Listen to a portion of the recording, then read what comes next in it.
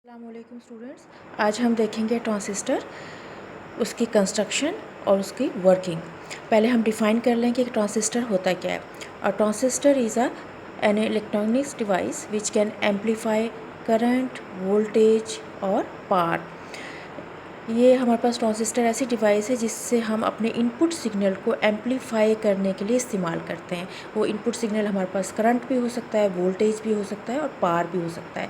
इसके अलावा ट्रांजिस्टर को हम स्विच वगैरह के तौर पे भी यूज़ कर सकते हैं।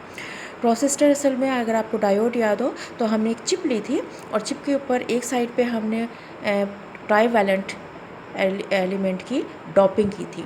वहाँ हमारे पास पी टाइप जो है ट्रांजिस्टर की पी साइड बनी थी पॉजिटिव, वहाँ होल क्रिएट हुए थे।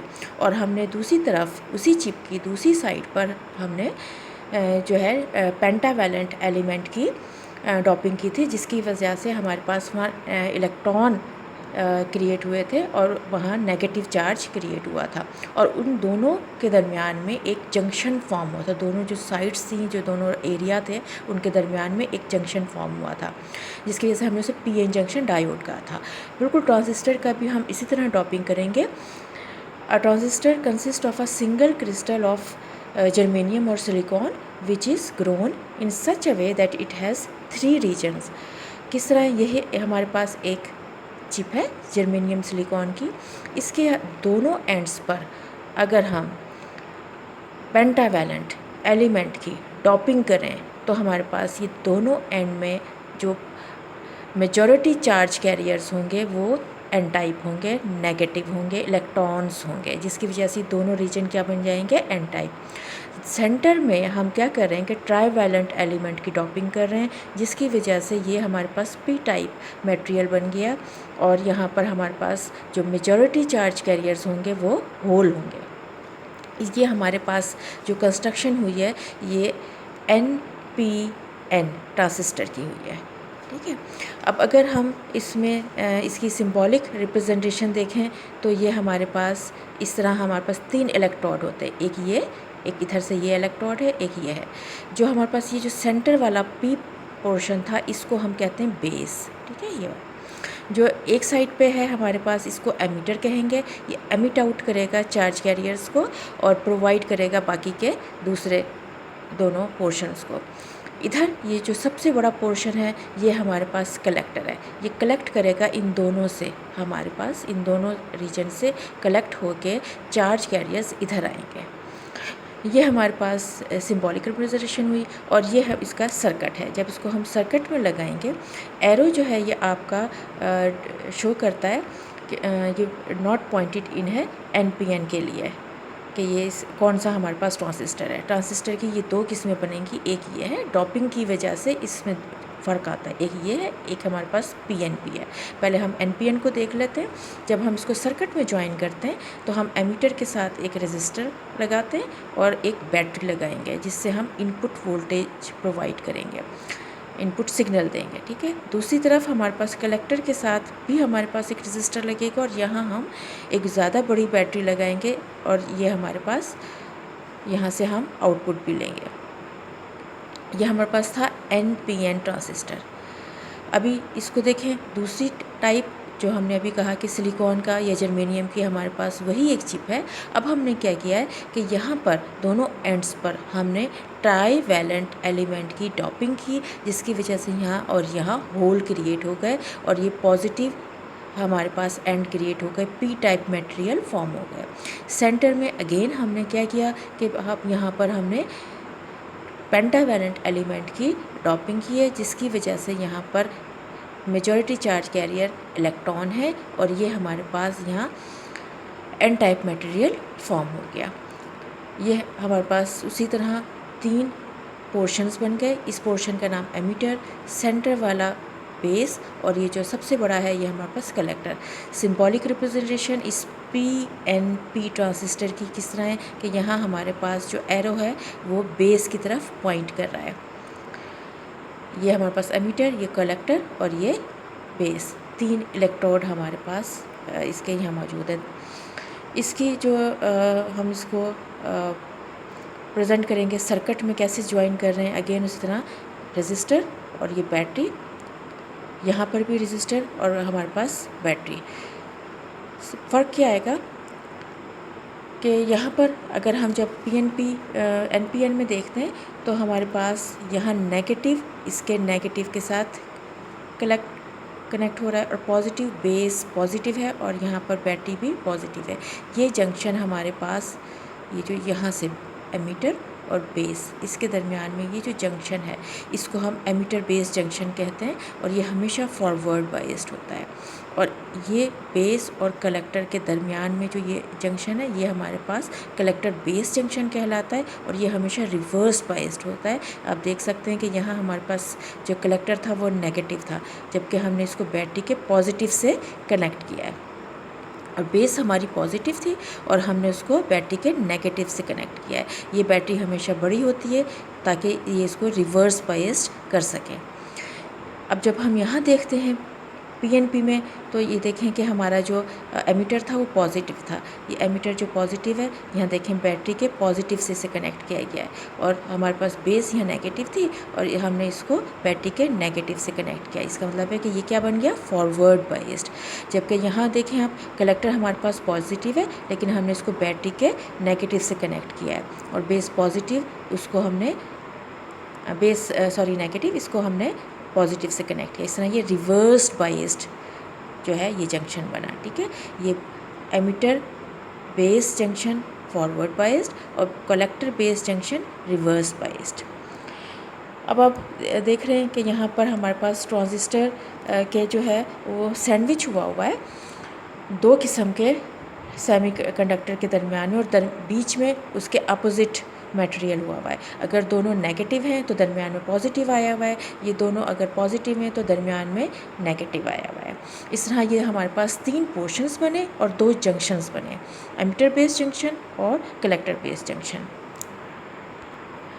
इसीलिए इसको हम कहते हैं ये बाइपोलर जंक्शन ट्रांजिस्टर है। ठीक है, यानी ये ट्रांजिस्टर के चूँकि 2 जंक्शन हुए इसलिए इसको बाइपोलर कहा। अब जिसकी वजह से 2 जंक्शंस की वजह से जो हमारे पास 3 पोर्शंस बने थे वो थे एमीटर बेस और कलेक्टर। इसमें जो हमारे पास एमीटर होगा ये बहुत हैवीली डॉप्ड होगा, सबसे ज़्यादा इसकी डॉपिंग की जाएगी और क्योंकि इसको एमिट आउट करना होता है चार्ज कैरियर्स और दूसरे बाकी के पोर्शंस को प्रोवाइड करने होंगे, इसलिए यहाँ पर इसकी डॉपिंग बहुत हैवी रखी जाती है और इसका जो एरिया होगा वो बेस से ज़्यादा होगा लेकिन इसका कलेक्टर से कम होगा। बेस क्या होगी कि ये हमारे पास डॉपिंग में भी लाइटेस्ट है और साइज़ में भी स्मॉलेस्ट है। इसका साइज़ तकरीबन 10⁻⁻⁶ मीटर है। इसको हमने सेट किया है इसका एरिया क्योंकि जो आपका इलेक्ट्रॉन और होल पेयर है वो रिकम्बिनेशन से पहले थोड़ा सा उसको डिस्टेंस कवर करना ज़रूरी होता है, वो डिस्टेंस इस एरिया से कम होगा। यानी हम चाहते हैं कि यहाँ पर रिकम्बिनेशन कम हो और हमारे पास जो है चार्ज पॉजिटिव या नेगेटिव अकॉर्डिंग टू पीएनपी और एनपीएन ज़्यादा हो, इसलिए हमने डॉपिंग उसके लिहाज से इसकी कम रखी है ताकि वहाँ पे चार्ज हमें प्रोवाइड बस इतना चाहिए कि थोड़ा हमें वहाँ से चार्ज मिलता रहे, रिकम्बिनेशन से वहाँ पे कोई लैक ऑफ चार्ज ना होने पाए। फिर हमारे पास है कलेक्टर। कलेक्टर को देखें कि इसकी डॉपिंग जो है वो बेस की निस्बत तो ज़्यादा है लेकिन आपके एमीटर की निस्बत कम है, लेकिन इसका जो एरिया होगा वो लार्जेस्ट होगा, एमीटर से भी ज़्यादा और बेस से तो है ही ज़्यादा, क्योंकि इसको क्या है इसको कलेक्ट करने हैं मेजॉरिटी चार्ज कैरियर्स और ज़ाहिर इसके लिए ज़्यादा स्पेस चाहिए। अब हम इसकी कंस्ट्रक्शन देख चुके हैं, अब हम इसकी वर्किंग को देखना चाहते हैं कि वर्किंग इसकी कैसे होगी, कैसे ये एम्पलीफाई करेगा करंट वोल्टेज या पावर को। तो हम चाह रहे हैं कि प्रॉपर इसकी वर्किंग जो देखने के लिए हमने ये 2 चीज़ें देख ली थी कि हमारे पास जो एमीटर बेस जंक्शन है ये हमेशा फॉरवर्ड बाइस्ड होगा और जो आपका कलेक्टर बेस जंक्शन होगा वो रिवर्स बाइस्ड होगा। जब हम इसको सर्किट में ज्वाइन कर रहे हैं, ये हमारी चिप थी, ये हमने एनपीएन ट्रांजिस्टर लिया है। एनपीएन ट्रांजिस्टर में हमारे पास ये नेगेटिव, ये पॉजिटिव और ये नेगेटिव है। नेगेटिव को हमने बैटरी के, ये हमने एक बैटरी ली, इसको हम V1 V2 भी कह सकते हैं, इसको VB भी कह सकते हैं, VCC कह सकते हैं। ये हमारे पास ये देखें नेगेटिव हमने इसके साथ नेगेटिव से ज्वाइन किया और पॉजिटिव बेस पॉजिटिव है, इसके साथ ज्वाइन किया, ये है बन गया फॉरवर्ड बाइस्ड। फॉरवर्ड बाइस्ड होगा तो यहाँ पर फौरी तौर पे चार्ज कैरियर्स, जब ये फॉरवर्ड बाइस्ड होगा तो चार्ज के यहाँ से कैरियर्स मूव करना शुरू करेंगे, इधर मूव करते हुए एमीटर की तरफ आए। जब ये एमीटर की तरफ आएंगे तो यहाँ पे आई ई करंट फ्लो होना शुरू हुआ, आई ई, और इसकी डायरेक्शन ये आपकी ये डायरेक्शन है। यहाँ पहुँचने के बाद जब ये बेस में पहुँचेंगे तो ये पॉजिटिव है, ये नेगेटिव है, ऑब्वियसली ये इसको अटैक्ट करेंगे, रिकम्बाइन करेंगे। लेकिन जैसे हमने पहले कहा कि यहाँ पर स्पेस बहुत कम है तो यहाँ वो ठहरने नहीं पाएंगे और ये कलेक्टर की तरफ अट्रैक्ट हो जाएंगे। कलेक्टर तो नेगेटिव है, लेकिन क्या है कि यहाँ हमने इसको रिवर्स बायस किया हुआ है। यहाँ पे हमने बहुत ज़्यादा पोटेंशियल दिया है, ये पोटेंशियल इतना ज़्यादा है कि ये पॉजिटिव पोटेंशियल इस यहाँ नेगेटिव इलेक्ट्रॉन्स को अट्रैक्ट कर लेगा। जितने भी यहाँ पर इलेक्ट्रॉन मूव करके इधर पहुँचेंगे उनमें से मेजॉरिटी कलेक्टर जो है वो अट्रैक्ट कर लेगा। बहुत कम जो इलेक्ट्रॉन्स होंगे वो बेस से पहुंच के यहाँ मूव करेंगे। ये करंट आई भी होगा जो बेस से मूव करके इस तरफ जाएगा, और जो ज़्यादा मूव करके जाएंगे वो आप इलेक्ट्रॉन्स वो इधर जाएंगे, ये आई सी होगा। तो हमारे पास आई ई जो है करंट वो दो पोर्शंस में डिवाइड हो गया, आई बी प्लस आई सी।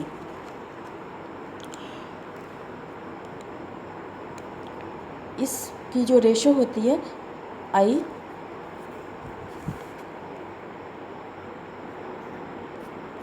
सी ओवर आई बी, इसको हम बीटा गेन कहते हैं।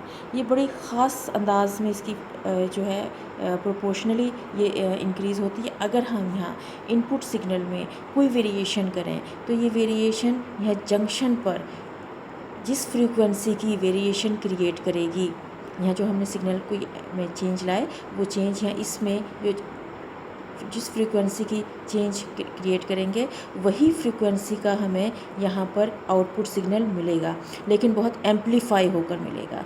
यानी उसके मैग्नीट्यूड में फ़र्क आ रहा है लेकिन उसकी फ्रीक्वेंसी सेम रहेगी। तो इस तरह हम अपने जो है सिग्नल को एम्पलीफाई करते हैं, चाहे वो करंट हो या वो हमारे पास वोल्टेज हो या पावर हो। यहाँ पहुँचा, इसकी वजह से ये यहाँ से इनपुट और यहाँ से आउटपुट, और ये रेशो जो है ये बड़ी कांस्टेंट रहती है। अगर हम जिस रेशो से यहाँ इंक्रीज़ करेंगे उसी रेशो से यहाँ पर चेंज आएगा। तो लेकिन जो है उसी लिहाज से यहाँ चेंज आएगा, लेकिन रेशो हमारे पास सेम रहेगी एक ट्रांजिस्टर के लिए। तो इस तरह हम अपने सिग्नल को एम्पलीफाई कर सकेंगे।